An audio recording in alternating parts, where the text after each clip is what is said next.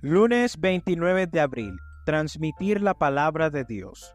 Lee segunda carta a los Corintios, capítulo 4, versículo 1 al 6 y también el capítulo 2, versículo 14.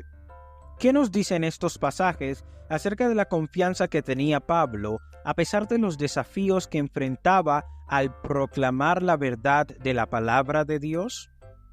Segunda carta a los Corintios, capítulo 4, versículo 1 al 6. Por lo cual, teniendo nosotros este ministerio, según la misericordia que hemos recibido, no desmayamos. Antes bien, renunciamos a lo oculto y vergonzoso, no andando con astucia ni adulterando la palabra de Dios, sino por la manifestación de la verdad, recomendándonos a toda conciencia humana delante de Dios. Pero si nuestro evangelio está aún encubierto, entre los que se pierden está encubierto, en los cuales el Dios de este siglo cegó el entendimiento de los incrédulos, para que no les resplandezca la luz del evangelio de la gloria de Cristo, el cual es la imagen de Dios. Porque no nos predicamos a nosotros mismos, sino a Jesucristo como Señor, y a nosotros como vuestros siervos por amor de Jesús. Porque Dios, que mandó que de las tinieblas resplandeciese la luz, es el que resplandeció en nuestros corazones para iluminación del conocimiento de la gloria de Dios en la faz de Jesucristo. Segunda carta a los Corintios, capítulo 2, versículo 14.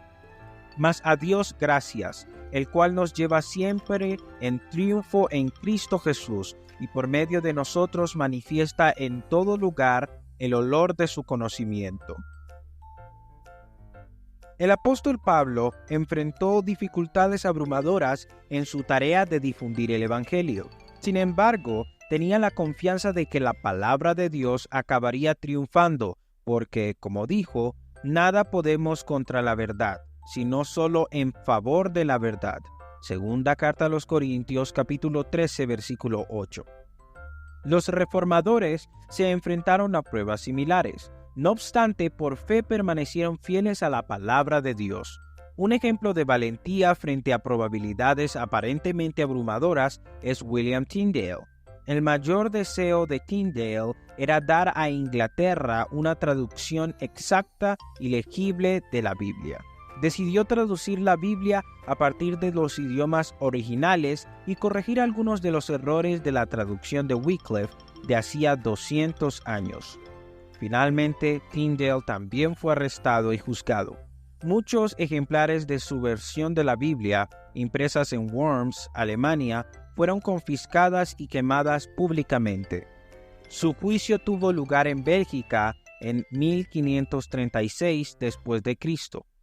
Fue condenado a la hoguera por herejía. Sus verdugos lo estrangularon mientras lo ataban a la hoguera y luego quemaron su cuerpo. Sus últimas palabras fueron pronunciadas con celo a viva voz y se describen como: «Señor, abre los ojos del rey de Inglaterra». Dios respondió milagrosamente a la oración de Tyndale. A los 4 años de su muerte se publicaron 4 traducciones inglesas de la Biblia. En 1611 se imprimió la versión bíblica del rey Jacobo, King James, basada en gran medida en la obra de Tyndale. Los 54 eruditos que elaboraron su obra se basaron mayormente en la anterior traducción inglesa de Tyndale.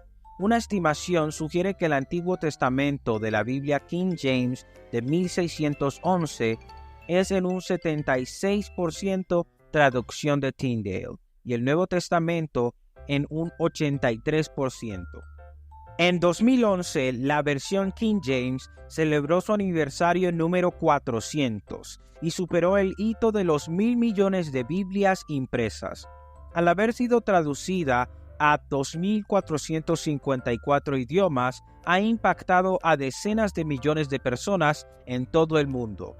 El sacrificio de William Tyndale valió la pena. Sin importar lo difícil que pareciera ni lo desafiantes que fueran las circunstancias, Tyndale y sus colegas creyentes en la Biblia confiaban en que Dios estaba obrando según el propósito de su voluntad. La vida de Tyndale fue determinante para la eternidad. Lee Daniel 12:3 y Apocalipsis 14:13. ¿De qué manera se aplican estos textos a la vida de Tyndale? Ahora piensa en tu propia vida y en tu impacto sobre los demás. ¿Qué estímulo te dan estos textos respecto de la oportunidad que tienes de influir sobre los demás para la eternidad? Daniel 12:3. Los entendidos resplandecerán como el resplandor del firmamento, y los que enseñan la justicia a la multitud como las estrellas a perpetua eternidad. Apocalipsis 14, versículo 13. Oí una voz que desde el cielo me decía: escribe, bienaventurados de aquí en adelante los muertos que mueren en el Señor. Sí, dice el Espíritu, descansarán de sus trabajos, porque sus obras con ellos siguen.